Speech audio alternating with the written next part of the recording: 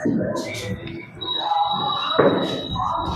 दोस्तों, आज मैं आपको पाठ प्रथम पाठ बोला जाए तो संख्या पद्धति क्लास टेंथ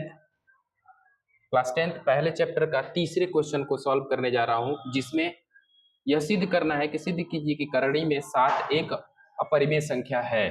अपरिमेय संख्या है। ये क्वेश्चन टाइपिंग में थोड़ा सा मिस्टेक हो गया है।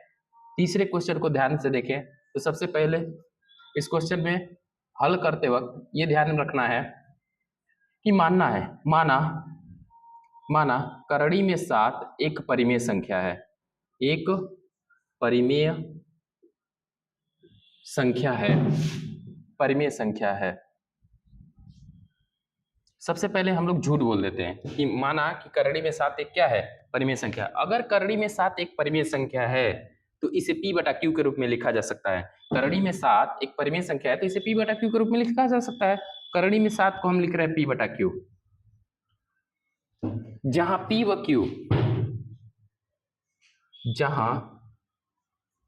P व Q सह अभाज्य संख्या है।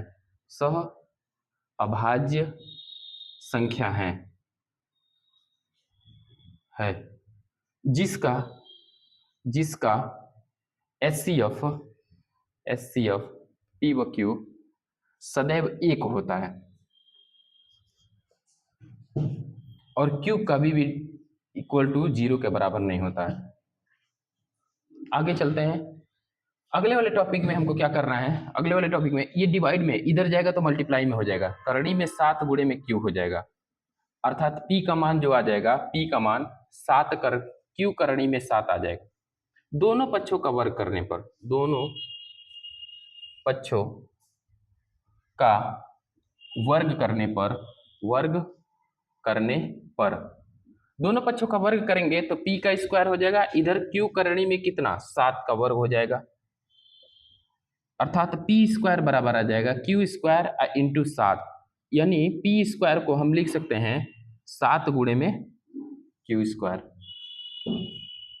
यहां देखने योग्य तथ्य ये है आपको कि इस तथ्य में कि अगर Q स्क्वायर 7 के गुणे में है, जो P स्क्वायर के बराबर है, अगर Q स्क्वायर 7 के गुणे में है और P स्क्वायर के बराबर है, तो इस तथ्य को हम ऐसे लिख सकते हैं, चूंकि P स्क्वायर 7 से विभाज्य है, 7 से विभाज्य है, अर्थात P भी 7 से विभाज्य होगा।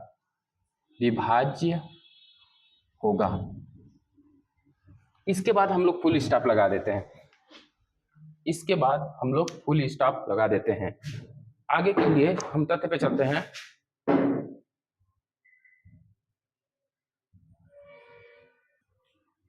पुनः इसके आगे हम एक स्टेप और चलाते हैं, जिसमें हमको मजबूरन मानना पड़ता है यह डाटा कि मान लीजिए पुनः माना P जो है ना 7 R के बराबर है। P जो है किसके बराबर है, 7 R के बराबर है। अगर हम P की बात करें तो P को पुनः दोनों पक्षों का वर्ग कर दें। दोनों पक्षों का वर्ग करने पर अगर दोनों पक्षों का वर्ग करेंगे तो ये P स्क्वायर हो जाएगा, P स्क्वायर, और ये 7 R स्क्वायर हो जाएगा। P स्क्वायर की जगह पे P स्क्वायर लिख रहे हैं और 7 की जगह पे 7 7 49 और R स्क्वायर लिख रहे हैं। अगले वाले स्टेप में हम क्या करेंगे, क्योंकि हम पहले से ही जानते हैं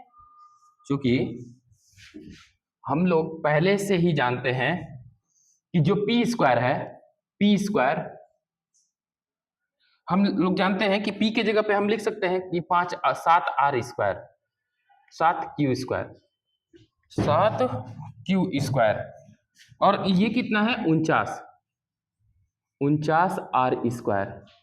हम पहले से ही जानते हैं कि P स्क्वायर जो है वो 7 Q स्क्वायर के बराबर है, चूंकि हम जानते हैं। देखिए यहाँ पे ये जो डाटा है P स्क्वायर बराबर 7 Q स्क्वायर, हमने यही वाला P स्क्वायर के जगह पे 7 Q स्क्वायर, इस P स्क्वायर के जगह पे 7 Q स्क्वायर लिख दिया।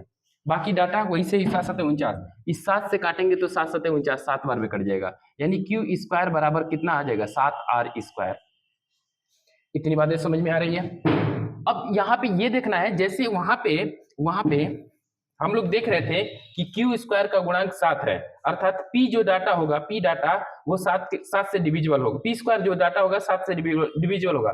उसी तरह ये क्यू स्क्वायर भी 7r² के बराबर है, यानी क्यू स्क्वायर का मान 7 के गुणज में है, यानी क्यू भी किससे गुणज, क्यू भी किससे, क्यू स्क्वायर किससे डिविजिबल है, अर्थात चूंकि क्यू स्क्वायर 7 से विभाज्य है, 7 से विभाज्य है,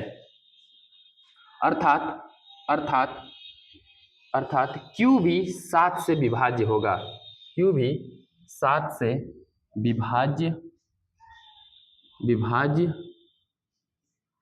होगा। इसलिए हम देख रहे हैं, इसलिए हम लोग जान रहे हैं, हम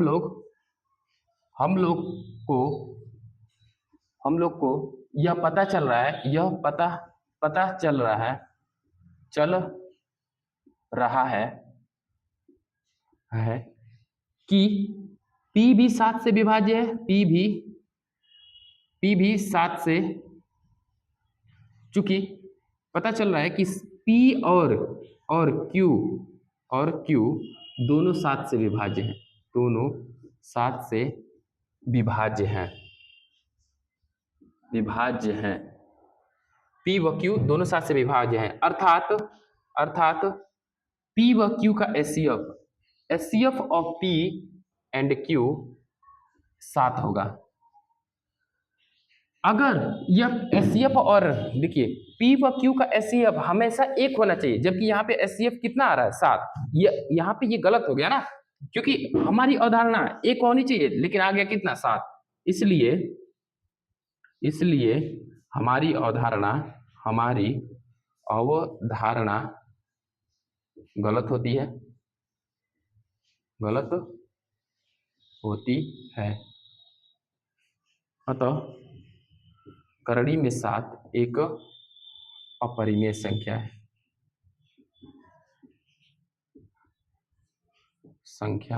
है।